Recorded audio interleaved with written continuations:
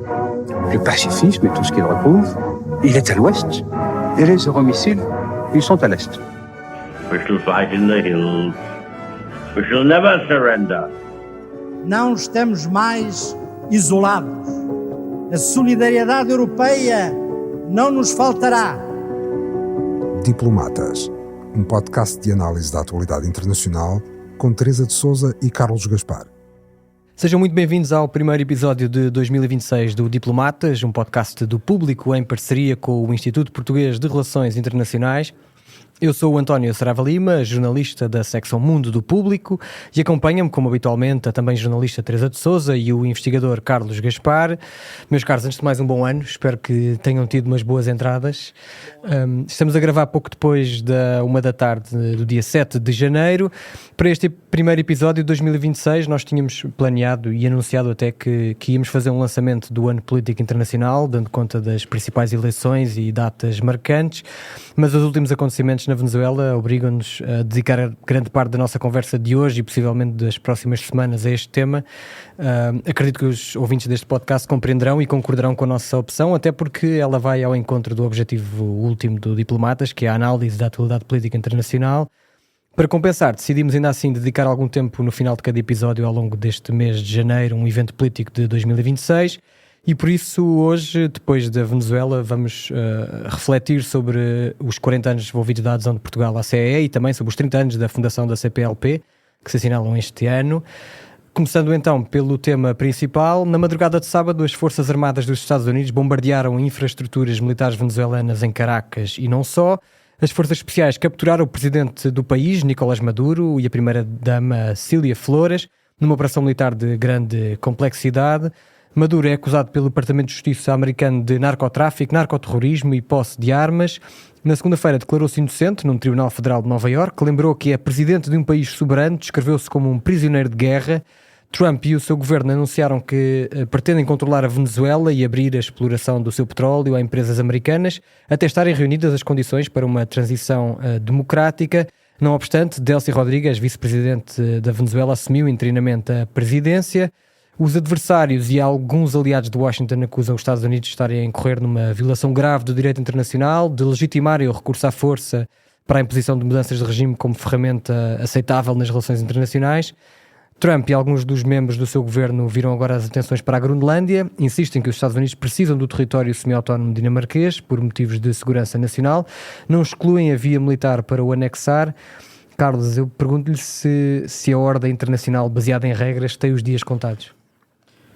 Aparentemente não está na moda, em todo o caso. O presidente Trump, na sua estratégia de segurança nacional, anunciou uma nova doutrina Monroe, um corolário Trump da doutrina Monroe, o que todos nós pensávamos que fazia parte da história diplomática e já não das prioridades dos Estados Unidos, e está a demonstrar que esse corolário Trump existe, é real e está a escrever as novas regras que se aplicam às relações entre os Estados dentro do hemisfério ocidental e, paralelamente, no caso da Groenlândia, a rever as fronteiras, a linha de separação entre o hemisfério ocidental e a Europa. Portanto, estamos num exercício de reordenamento internacional. São os Estados que escrevem o direito internacional e o direito internacional está a ser revisto, não está a ser revisto no sentido que sustenta a ordem liberal internacional. A ordem liberal internacional é uma ordem westfaliana, assente numa determinada concepção da soberania dos Estados, que implica independência política, integridade territorial e não intervenção dos Estados nos assuntos internos dos outros Estados. Para o bem e para o mal são essas as regras da ordem westfaliana. A maior parte das democracias ocidentais reiterou, a propósito da Groenlândia, estes princípios expressamente. Não devia ser necessário fazer isso, mas no comunicado sobre a Groenlândia, que é subscrito pela maior parte dos países europeus, incluindo a Grã-Bretanha, a Alemanha e a França, está bem sublinhado que são estes 3 princípios que definem a soberania westfaliana e a ordem internacional, tal como as democracias europeias a reconhecem, mas a história não para e o presidente Trump tem uma concepção pré-westfaliana da soberania. Ele é o soberano, tem uma concepção schmittiana da soberania, mesmo que nunca tenha lido, com certeza, Carl Schmitt, é como o Sr. Jourdain, que falava em prosa sem saber.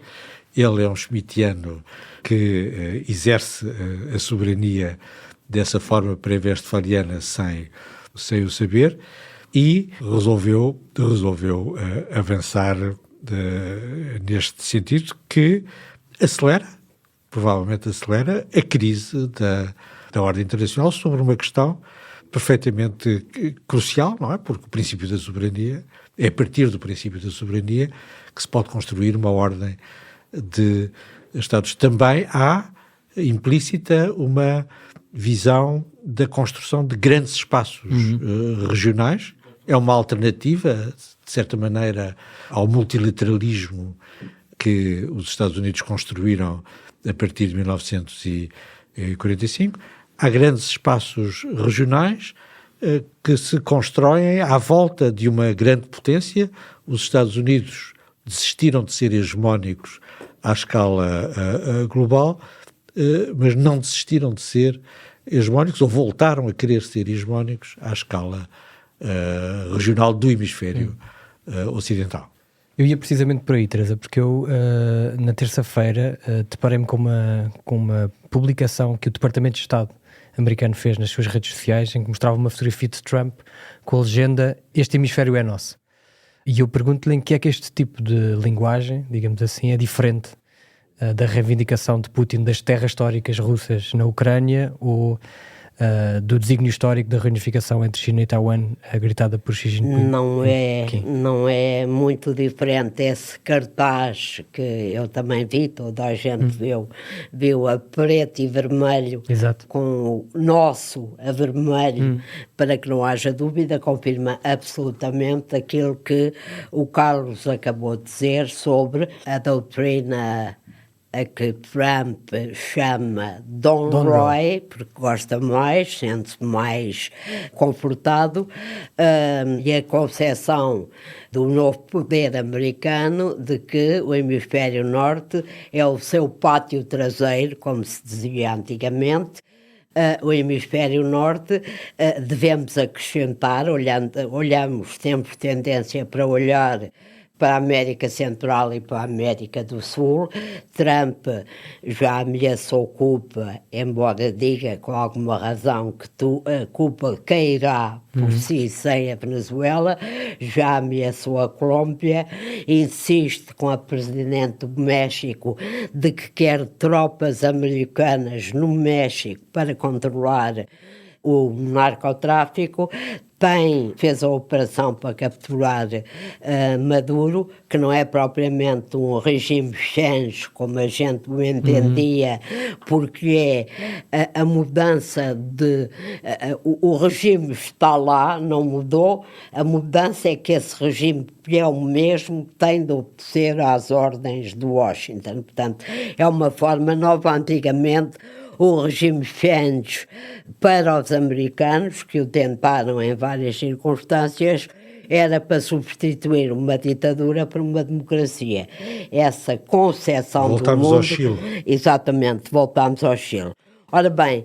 E este ano, só dizer que este ano há uma série de eleições na América Latina e Brasil, de certeza absoluta que Trump não vai invadir todos os países da América Latina, mas de certeza absoluta, tal como já fez com a Argentina e até com o Brasil de alguma maneira, embora tenha recuado, vai tentar influenciar o resultado dessas eleições. Agora, o problema de o hemisfério é nosso é que a Rússia pode dizer que a sua zona de influência, ou para ir ainda um bocado mais longe, mais radical, o seu espaço vital, como dizia o Adolf Hitler, está nos países vizinhos da Rússia, cujo controle Putin considera fundamental para preservar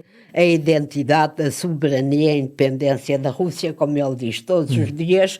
Portanto, a Ucrânia encaixa da mesma maneira na lógica de zonas de influência de Putin, como a Venezuela, ou Cuba ou a Colômbia encaixam... E até está mais perto da Rússia do que a Venezuela dos Estados Unidos. Encaixam na lógica da zona de influência norte-americana no hemisfério ocidental.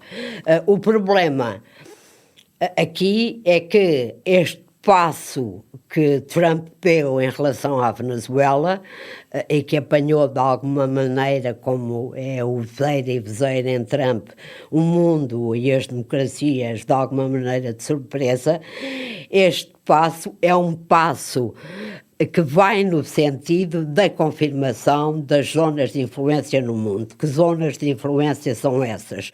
São zonas em que quem dita regras são imperialismo predadores. O russo é um imperialismo predador, ninguém tem dúvida nenhuma.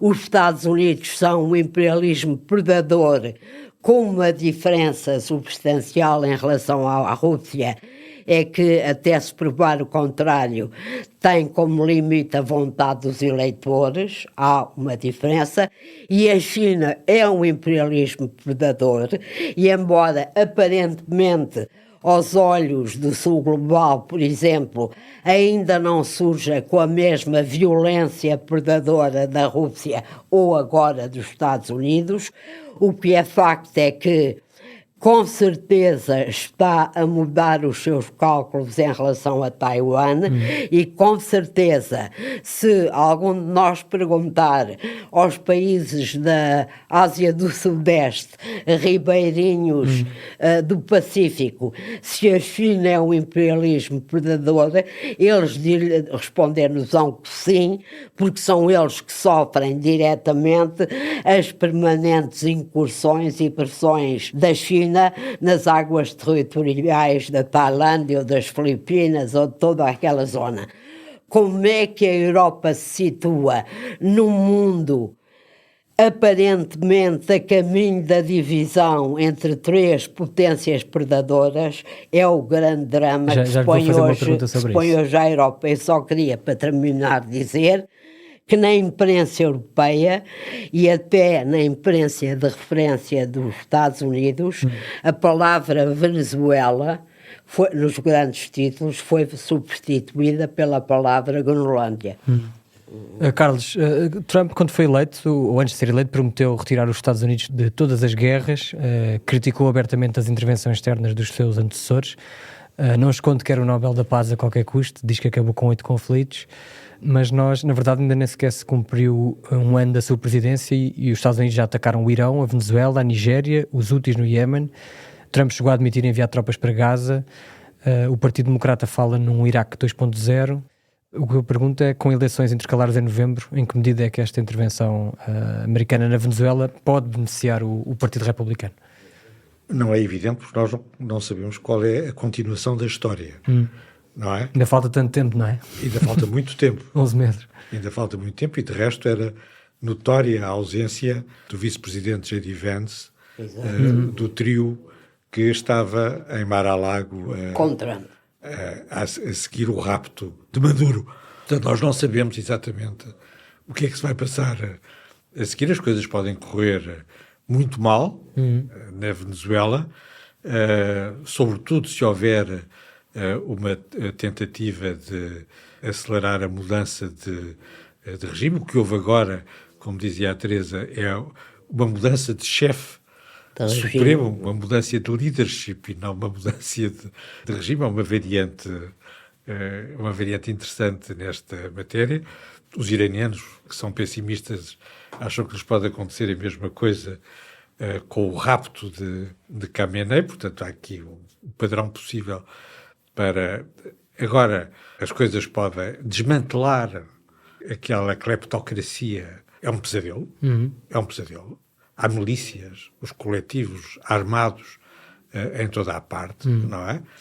Não há verdadeira unidade nas Forças Armadas, não existe uma instituição militar, substituíram uma facção do regime por outra facção do regime, ela vai funcionar, tem autoridade, pode fazer tudo isso sem uma nova intervenção, não é evidente. Há muitas incógnitas em cima da mesa, mas concordo com aquilo que imagino seja o pressuposto da questão, que é tudo isto tem a ver com as eleições de novembro, que em circunstâncias normais os republicanos, os incumbentes, perdem, não é? Foi sempre assim, exceto depois do 11 de setembro, talvez estejam a querer reconstituir esse modelo do 11 de setembro com umas intervenções que são intervenções limitadas, mas muito espetaculares, e que, de facto, marcam a agenda mediática e a agenda política. É difícil reconhecer isso, mas a verdade é que o rapto do presidente venezuelano foi um sucesso para os Estados Unidos, à direita e à esquerda, no sul e no norte, na costa leste e na costa ocidental. Lá, não é? É bem escolhido, de facto é um personagem detestável, essas coisas todas, não há baixas, que é sempre... Há uma intervenção decisiva. O Putin dizia que conquistava Kiev em 2 ou 3 dias. Trump conquistou a Venezuela em 2 horas. Exato. Estas coisas são o que são, mas têm o impacto mediático e político que têm nos nossos tempos. Estou de acordo que, quando decidiram intervir, tiveram em conta, em primeiro lugar, que estava uma delegação chinesa em Caracas. Sim, um representante pessoal de Xi Jinping, o último dignatário que o presidente Maduro vê. Mas também tiveram em conta coisas mais importantes, como as eleições, as próximas eleições intercalares nos Estados Unidos. Teresa, já falou aí um pouco sobre a Europa. A grande maioria dos líderes europeus, parece-me, demorou algum tempo a reagir. Foram poucos os que criticaram abertamente os Estados Unidos. É certo que a reação à ameaça de Trump à Groenlândia já foi mais firme. Eu pergunto se esperava mais ou menos da Europa. Do ponto de vista dos princípios e do comportamento da Europa em relação aos Estados Unidos, talvez tivesse valido a pena uma crítica mais firme em relação à ilegalidade da operação de rapto de Maduro. Mas a Europa está a viver um dilema terrível. Primeiro, o dilema de não saber como viver num mundo que eu há bocado tentei descrever entre imperialismos predadores, como é que vai viver nesse mundo. Basta vermos que a questão da Groenlândia lhe põe um dilema terrível, que é: precisamos dos Estados Unidos para defendermos a nossa própria segurança na Ucrânia. Mas os Estados Unidos, que são um aliado que nós tínhamos medo de perder, agora podem ser um aliado do qual nós passamos a ter medo. Há aqui uma viragem terrível e uma situação angustiante, se eu posso utilizar esta palavra, nas relações internacionais e na política externa dos países da União Europeia. Há uma situação verdadeiramente angustiante para a Europa. E, portanto, é essa luz que se deve entender, de alguma maneira, a reação tímida da maioria, a contenção da maioria dos governos europeus em relação à intervenção de rapto de Maduro na Venezuela, embora não fosse preciso ir tão longe como, por exemplo, eu havia as declarações de Starmer, de Macron, etc., de Merz, não era preciso ir tão longe como foi o governo português, classificando de benigna a intervenção, não era preciso adjetivar a intervenção para a colocar nos seus termos. Agora, em relação à Groenlândia, foi uma reação muito mais contundente por aquilo que eu disse há bocado. De repente, até porque a primeira-ministra, a dinamarquesa, deu o mote. Foi exatamente, ela reagiu imediatamente e as maiores potências europeias seguiram-na e apoiaram-na. Agora, a situação para a Europa, a esquizofrenia da situação europeia, estou a voltar a utilizar um termo mais aplicado na psicologia e na psiquiatria do que na política internacional, mas nós estamos a aproximar-nos de uma situação digna de um hospital psiquiátrico. O drama da Europa neste momento esteve retratado na reunião de Paris de ontem, na cimeira da coligação de vontades que reuniu pela primeira vez presencialmente e não por Zoom, como o presidente Macron e o presidente Zelensky tiveram cuidado de explicitar. A maioria dos países, inclusivamente o Canadá, estiveram lá 28 chefes de Estado e de Governo, mais os representantes da União Europeia, a Ursula von der Leyen e António Costa. O drama da Europa naquela reunião estava patente. Divulgaram o comunicado da Groenlândia antes do início da reunião. Exatamente. Para tirar o problema de cima da mesa, porque presentes na reunião estavam os dois representantes do presidente Trump, fundamentais para as garantias de segurança na Ucrânia, Witkoff e Kushner, e portanto é-nos fácil de imaginar a habilidade diplomática dos líderes europeus, sobretudo dos mais importantes ali de Starmer, de Merz, de Macron, para lidar com uma situação que é verdadeiramente esquizofrénica. São ameaçados pelos Estados Unidos. Um aliado ameaça-os militarmente da ocupação de um território, da apropriação de um território que é parte de um aliado da União Europeia, e onde da os Estados Europa. Unidos já têm uma base militar. Exatamente, e já tiveram 30 e podem ter 40 se quiserem, não precisam de negociar com a pistola apontada à cabeça da Europa, que é a sua nova forma de negociação. O esforço diplomático que a Europa tem de ter para conseguir conciliar a defesa da Ucrânia com a sua própria defesa, a defesa da integridade territorial da União Europeia, de um Estado-membro da União Europeia, de um aliado da NATO, que foi sempre, historicamente, muito próximo dos Estados Unidos da América. Portanto, e para terminar, temos um mundo virado de pernas para o ar.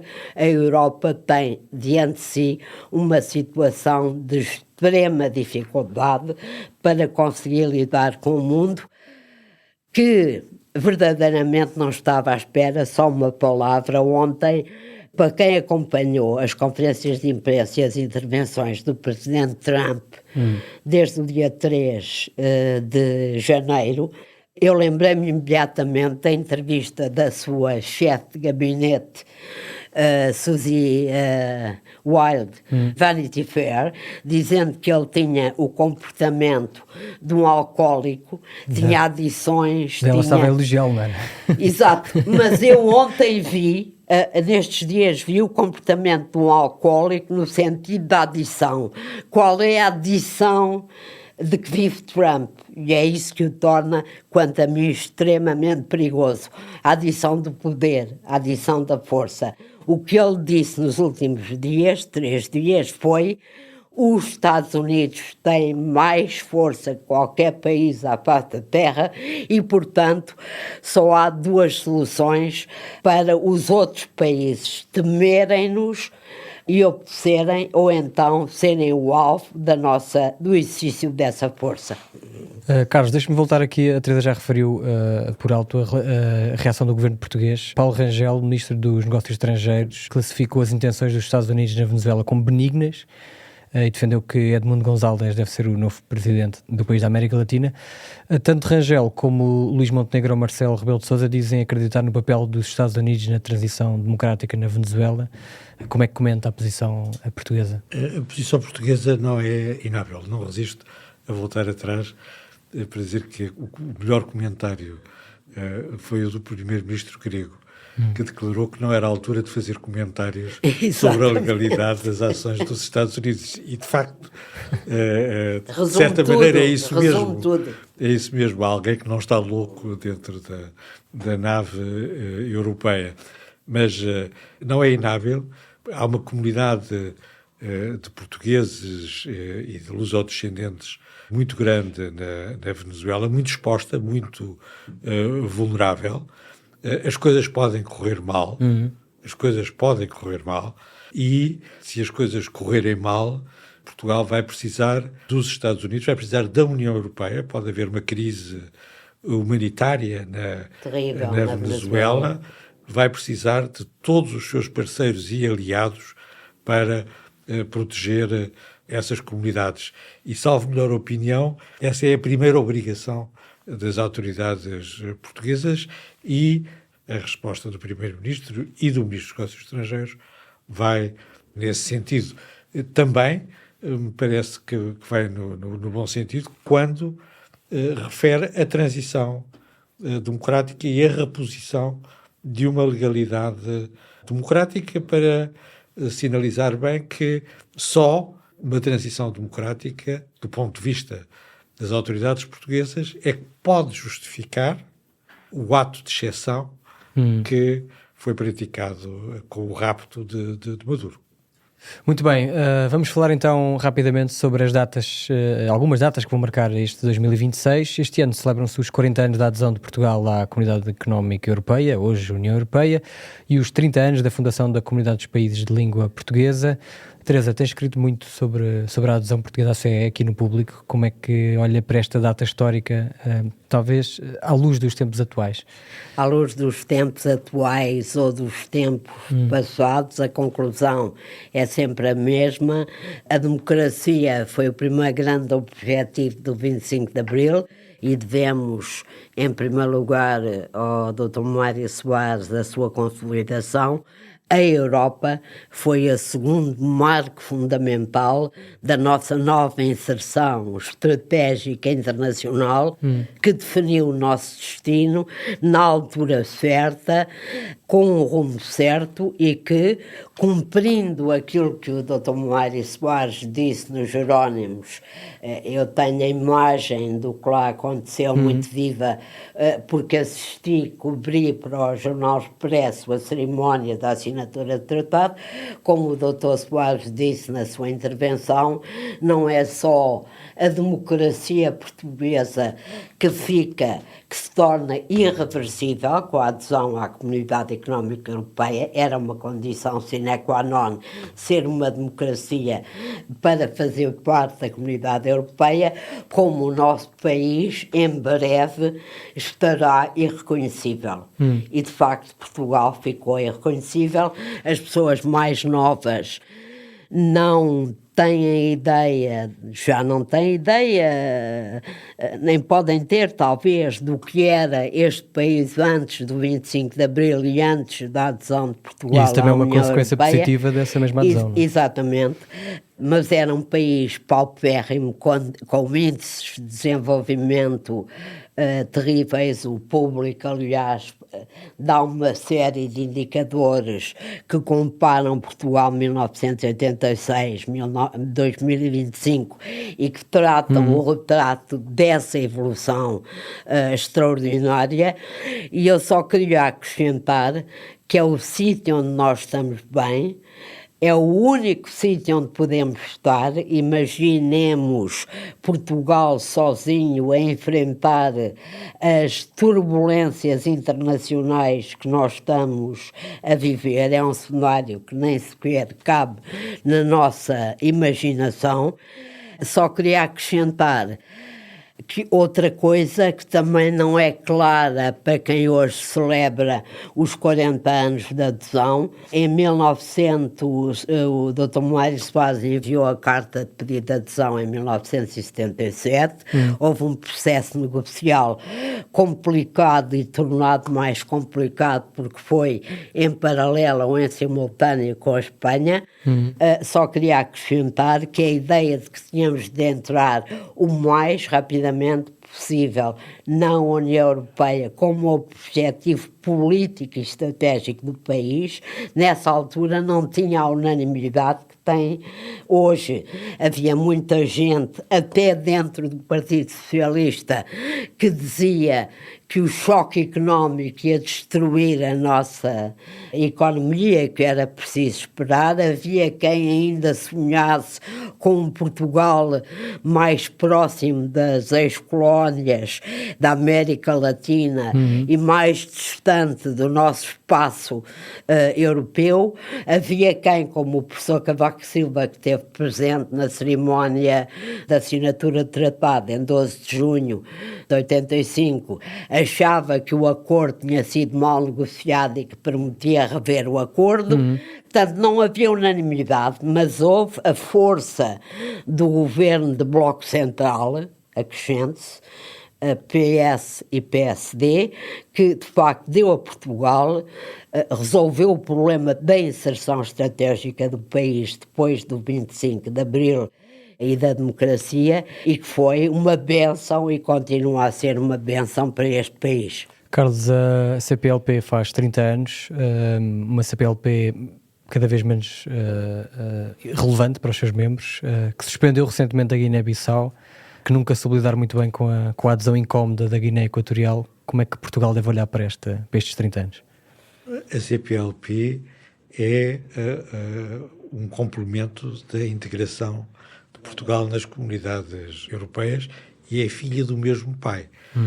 A primeira reunião entre o Ministro dos Negócios Estrangeiros, Jaime Gama, e o conjunto dos embaixadores do que seriam os outros países da CPLP foi feita ainda no Bloco Central. Mário Soares é eleito presidente a seguir à entrada nas comunidades europeias, e não por acaso, e vai confrontar-se com um projeto alternativo que é uma comunidade entre Portugal e os países africanos de língua portuguesa, e é a sua intervenção como Presidente da República que força a que o Brasil seja parte integrante, como é óbvio, de uma comunidade portuguesa, dos países de língua portuguesa, que tem um peso e um prestígio internacional maior do que aquele que os portugueses lhe reconhecem. A CPLP provavelmente não existiria hoje sem o Brasil, mas com o Brasil e com os restantes Estados-membros, Portugal e os restantes Estados-membros, tem uma projeção internacional notável, como se vê pelo número e pela qualidade dos parceiros da CPLP, incluindo, por exemplo, a Índia, que é certamente uma das grandes potências do futuro.